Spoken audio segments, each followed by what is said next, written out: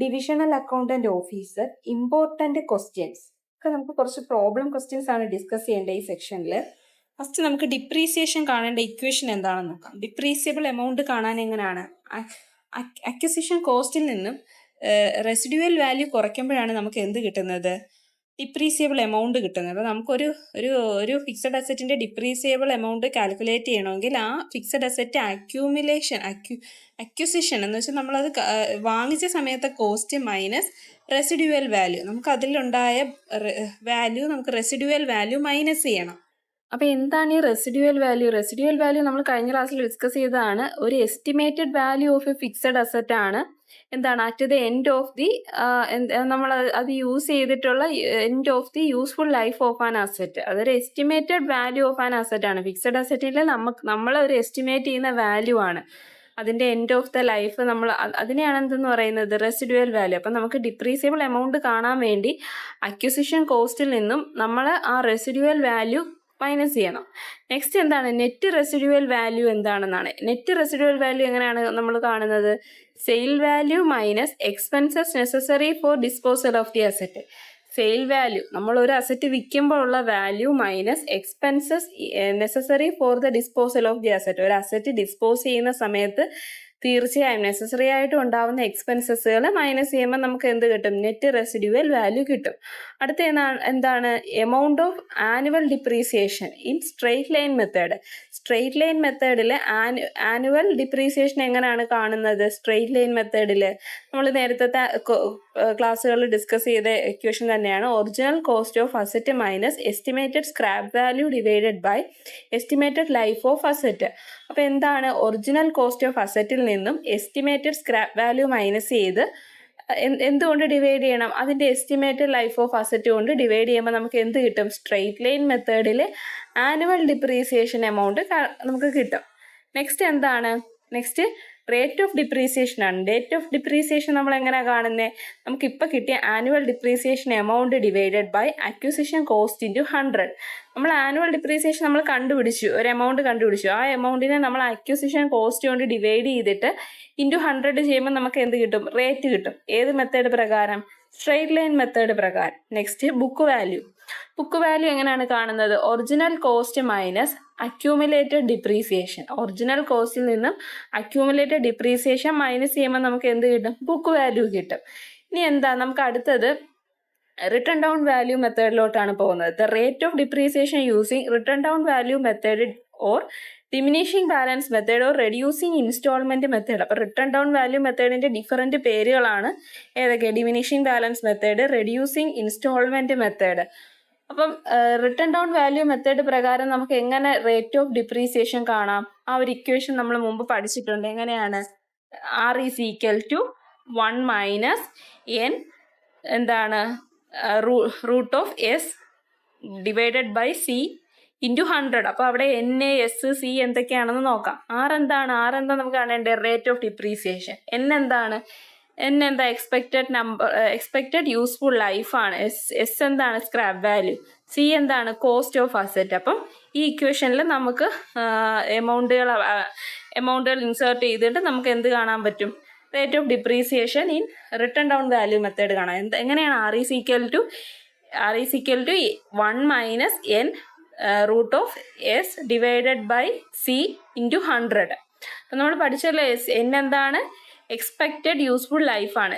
S എന്താണ്? Scrap value. C എന്താണ്? Cost of an asset. ഇതൊക്കെ ക്വസ്റ്റ്യനിൽ കാണാൻ ഡയറക്റ്റ് നമുക്ക് ഇക്വേഷനിലോട്ട് അപ്ലൈ ചെയ്തിട്ട് നമുക്ക് എന്ത് കാണാം? Rate of depreciation in written down value method കാണാം. ഇനി നമുക്ക് പ്രോബ്ലംസ് നോക്കാം. ഫസ്റ്റ് പ്രോബ്ലം എന്താ പറഞ്ഞേക്കുന്നത്? A photo copy machine purchased for ₹50,000 and 5,000 is spend on the transportation and installation. What is the original cost of machine? അപ്പോൾ ഇവിടെ നമുക്ക് ഒരു മെഷീനറി ഫോട്ടോ കോപ്പി മെഷീൻ നമ്മൾ വാങ്ങിച്ചു. പർച്ചേസ് പ്രൈസ് തന്നിട്ടുണ്ട്. എത്രയാണ്? 50,000. പിന്നെ അത് കൊണ്ടുവരുന്നതിനും ഇൻസ്റ്റോൾ ചെയ്തതിനും ട്രാൻസ്പോർട്ടേഷനും കൂടി നമുക്കൊരു 5,000 രൂപയും കൂടെ ആയി. അങ്ങനെയാണെങ്കിൽ നമുക്ക് ഒറിജിനൽ കോസ്റ്റ് എത്രയായി ആ മെഷീൻ്റെ? അപ്പോൾ നമുക്ക് എങ്ങനെയാണ്? പർച്ചേസ് പ്രൈസിൻ്റെ കൂടെ ഈ ട്രാൻസ്പോർട്ടേഷൻ ചാർജും ഇൻസ്റ്റലേഷൻ ചാർജും കൂടെ കൂട്ടണം. 50,000 പ്ലസ് 5,000 ഈസിക്കൽ ടു 55,000 നമുക്ക് കിട്ടി. എന്താണ്? Original cost. Original cost of machinery എന്ന് പറയുന്നത് 50,000 പ്ലസ് നമ്മുടെ ട്രാൻസ്പോർട്ടേഷൻ ചാർജ് ഇൻസ്റ്റലേഷൻ ചാർജും കൂടെ കൂട്ടുന്ന ആണ് എത്ര വരും? അപ്പോൾ 55,000 വരും. Next problem, a machine purchased for ₹50,000 and is expected to have a useful life of 10 years.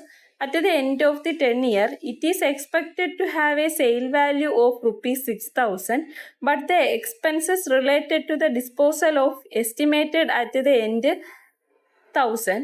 Find the net residual value. Also find the depreciation cost of the machinery. നമുക്കിവിടെ എന്തൊക്കെ തന്നിട്ടുണ്ട്? പർച്ചേസ് പ്രൈസ് തന്നിട്ടുണ്ട്, അതിൻ്റെ useful life തന്നിട്ടുണ്ട്. അപ്പോൾ അതെന്താ, resale ചെയ്തപ്പോഴത്തേക്കും 6,000 രൂപ തന്നിട്ടുണ്ട്. അതിനൊരു disposal expenses related to dispose ചെയ്യുന്ന സമയത്ത്, ഡിസ്പോസ് ചെയ്യുന്ന സമയത്ത് ഒരു 1,000 രൂപയും കൂടെ എക്സ്ട്രാ ആയിട്ടുണ്ട്. ഇതെല്ലാം കൂടെ വെച്ചിട്ട് നമുക്ക് നെറ്റ് റെസിഡ്യൂവൽ വാല്യൂവും ഡിപ്രീസിയേഷൻ കോസ്റ്റ് ഓഫ് മെഷീനും കാണാനാണ് പറഞ്ഞേക്കുന്നത്. അപ്പോൾ ആദ്യം എന്ത് കാണാം? Net residual value. ഇക്വേഷൻ എന്താണ്? Sale value minus expenses necessary for disposal of the asset. അപ്പോൾ എത്ര സെയിൽ വാല്യൂ എത്രയാണ് അവിടെ തന്നേക്കുന്നത്? സെയിൽ വാല്യൂ എന്താണ്? It is expected to have a sale value 6,000 minus expenses necessary for disposal of sale എത്രയായി? 1,000 രൂപയും കൂടെ. അപ്പോൾ 6,000 മൈനസ് 1,000 എത്രയായി? 5,000. 5,000 ആണ് എന്ത്? നെറ്റ് റെസിഡ്യൂവൽ വാല്യൂ എന്ന് പറയുന്നത്. ഇനി നമുക്ക് കോസ്റ്റ് ഓഫ് ഡിപ്രീസിയേഷൻ ഓഫ് മെഷീനറിയും കൂടെ കാണണം. അതിൻ്റെ ഇക്വേഷൻ എന്താണ്? Acquisition cost minus residual value. Acquisition cost ചെയ്യുന്നത് നമ്മൾ നേരെ ഇപ്പോൾ കണ്ടുപിടിച്ച റെസിഡ്യൂവൽ വാല്യൂ മൈനസ് ചെയ്യണം. അക്വിസിഷൻ കോസ്റ്റ് എത്രയാണ്? Purchase for ₹50,000. 50,000 മൈനസ് നമ്മൾ നെറ്റ് റെസിഡ്യൂവൽ വാല്യൂ എത്ര കണ്ടിട്ടുണ്ട്? 5,000. 50,000 മൈനസ് 5,000 45,000. ഈ 45,000 എന്ന് പറയുന്നത് എന്താണ്? 45,000 shall be charged as depreciation over A period of 10 year. 10 വർഷത്തേക്ക് നമ്മൾ എന്താണ്? ഈ 45,000 രൂപയാണ്. അപ്പോൾ നമുക്കറിയാം ഇതൊരു സ്ട്രെയിറ്റ് ലൈൻ മെത്തേഡിലുള്ള ഒരു ഡിപ്രീസിയേഷൻ കോസ്റ്റ് ആണ് നമ്മൾ കണ്ടത്. എന്നാൽ 10 വർഷവും 45,000 രൂപ വെച്ച് ഡിപ്രീസിയേഷൻ കോസ്റ്റിൽ നമ്മൾ മാറ്റണം. നെക്സ്റ്റ് ക്വസ്റ്റ്യൻ, മൂന്നാമത്തത്, if the cost of an asset is ₹20,000, estimated scrap value ₹2,000 and is expected life 10 years, calculate the amount of annual depreciation using straight line method. ഇവിടെ എടുത്ത് പറഞ്ഞിട്ടുണ്ട് സ്ട്രെയിറ്റ് ലൈൻ മെത്തേഡിലാണ് നമ്മൾ ആനുവൽ ഡിപ്രീസിയേഷൻ കാൽക്കുലേറ്റ് ചെയ്യേണ്ടതെന്ന്. അപ്പോൾ എങ്ങനെയാണ് annual depreciation straight line മെത്തേഡിൽ കാണേണ്ട? Equation നമ്മൾ പഠിച്ചത് എന്തൊക്കെയാണ്? Original cost of asset minus estimated scrap value divided by estimated life of asset. അപ്പോൾ ഇവിടെ ഒറിജിനൽ കോസ്റ്റ് ഓഫ് അസറ്റ് എത്ര തന്നിട്ടുണ്ട്? 20,000 തന്നിട്ടുണ്ട്. എസ്റ്റിമേറ്റഡ് സ്ക്രാപ്പ് വാല്യൂ എത്ര തന്നിട്ടുണ്ട്? 2,000. എസ്റ്റിമേറ്റഡ് ലൈഫോ ഡിവൈഡഡ് ബൈ 10. അപ്പോൾ എത്ര കിട്ടി? 1,800 എന്ന് കിട്ടി. ഈ 1,800 ആണ് എന്തോന്ന്? Annual depreciation amount. ഏത് മെത്തേഡ് പ്രകാരം? സ്ട്രെയിറ്റ് ലൈൻ മെത്തേഡ് പ്രകാരം. മനസ്സിലായല്ലോ? സ്ട്രെയിറ്റ് ലൈൻ മെത്തേഡ് പ്രകാരം ഇത് PSC ക്വസ്റ്റ്യൻസ് മിക്കപ്പോഴും ചോദിക്കുന്നതാണ് ആനുവൽ ഡിപ്രീസിയേഷൻ കാണാനായിട്ട് ഈ സ്ട്രെയിറ്റ് ലൈൻ മെത്തേഡ്. അപ്പോൾ നമ്മൾ ഇക്വേഷൻ അറിഞ്ഞിരിക്കണം.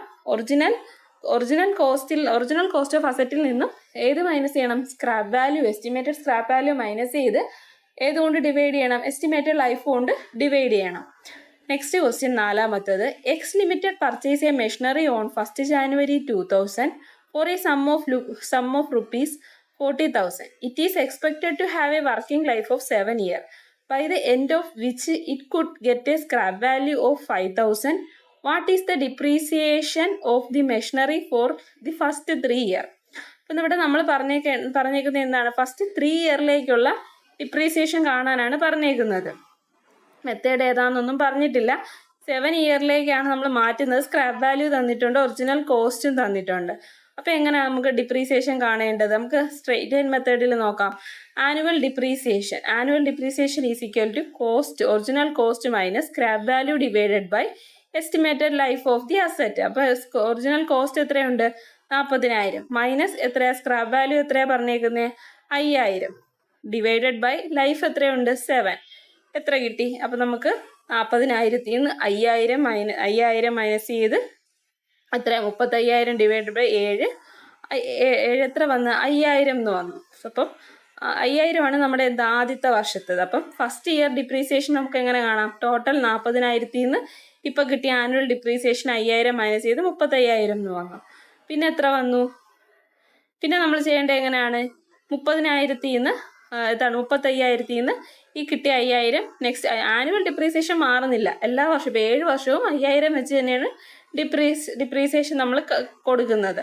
അപ്പം ഫസ്റ്റ് ഇയറിലെ ഡിപ്രീസിയേഷൻ നമുക്ക് ഒറിജിനൽ കോസ്റ്റ് 40,000 നിന്ന് 5,000 മൈനസ് ചെയ്ത് 35,000.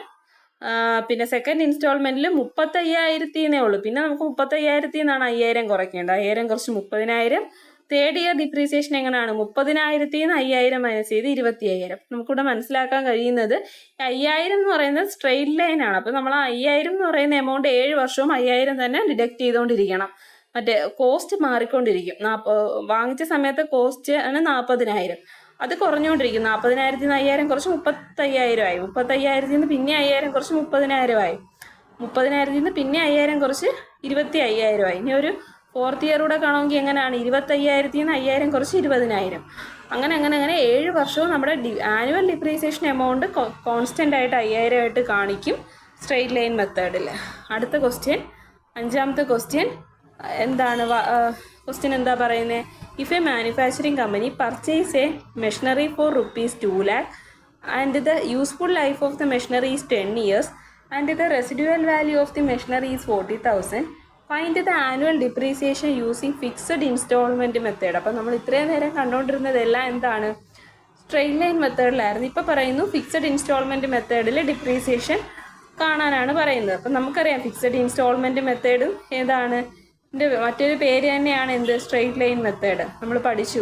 ഫിക്സഡ് ഇൻസ്റ്റാൾമെൻറ്റ് മെത്തേഡ് അഥവാ സ്ട്രെയിറ്റ് ലൈൻ മെത്തേഡ് രണ്ടും ഒന്നാണ്. നമ്മൾ റിട്ടേൺ ഡൗൺ വാല്യൂ മെത്തേഡിന് എന്തൊക്കെയാണ് പഠിച്ചത്? ഡിമിനിഷിങ്ങും പിന്നെന്താ പഠിച്ചത്? ഡിമിനിഷിങ് എന്നും പഠിച്ചു. പിന്നെന്താണ് ഈ ഒരെണ്ണം കൂടെ പഠിച്ചല്ലോ, ഇൻസ്റ്റാൾമെൻറ്റ് റെഡ്യൂസിങ് ഇൻസ്റ്റാൾമെൻറ്റ് മെത്തേഡെന്നും കൂടെ നമ്മൾ പഠിച്ചു. അപ്പോൾ ഇവിടെ നമുക്ക് ലാസ്റ്റ് ക്വസ്റ്റ്യനിൽ നമുക്ക് ഈ പ്രോബ്ലത്തിൽ ഏതാണ്? ഫിക്സഡ് ഇൻസ്റ്റാൾമെൻറ്റ് മെത്തേഡ് എന്ന് പറയുന്നത് തന്നെ സ്ട്രെയിറ്റ് ലൈൻ മെത്തേഡ് തന്നെയാണ് നമുക്ക് കാണേണ്ടത്. എന്താണ് ഇക്വേഷൻ വരുന്നത്? ആനുവൽ ഡിപ്രീസിയേഷൻ എങ്ങനെയാണ് കാണുന്നത്? Cost of original cost of asset minus scrap value divided by estimated life of asset. എത്രയുണ്ട് original cost? 2 lakh minus scrap value എത്ര തന്നിട്ടുണ്ട്? 40,000. സ്ക്രാപ്പ് വാല്യൂ എങ്ങനെയാണ് വന്നത്? Residual value of the machinery, അത് 40,000 ഡിവൈഡഡ് ബൈ ലൈഫ് എത്രയാണ്? Useful life of machinery 10 years. So 10. അപ്പം 2 lakh minus 40,000 divided by 10 എത്ര വന്നു? 16,000. 16,000 ആണ് നമുക്ക് വന്നത്.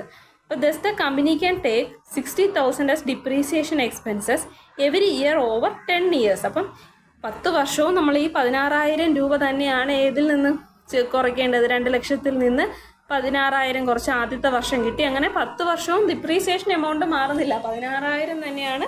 അപ്പോൾ ആദ്യത്തെ വർഷം കാണണമെന്ന് പറയുകയാണെങ്കിൽ നമ്മൾ എന്ത് ചെയ്യും? ഈ 2 ലക്ഷത്തിൽ നിന്ന് 16,000 കുറച്ച് ഫസ്റ്റ് ഇയർ ഡിപ്രീസിയേഷൻ എമൗണ്ട് കാണിക്കും. സെക്കൻഡ് ഇയർ എത്ര വരും? ഈ കുറച്ച് കിട്ടിയ എമൗണ്ടിൽ നിന്ന് പിന്നെയും 16,000 കുറയ്ക്കും. അപ്പം അങ്ങനെയാണ് ഫിക്സഡ് ഇൻസ്റ്റാൾമെൻറ്റ് മെത്തേഡ് അഥവാ സ്ട്രെയിറ്റ് ലൈൻ മെത്തേഡിൽ ഡിപ്രീസിയേഷൻ കാണുന്നത്. അപ്പോൾ ഇത്ര പ്രോബ്ലംസ് ആണ് നമുക്ക് ഡിസ്കസ് ചെയ്യാനുള്ളത്. Thank you.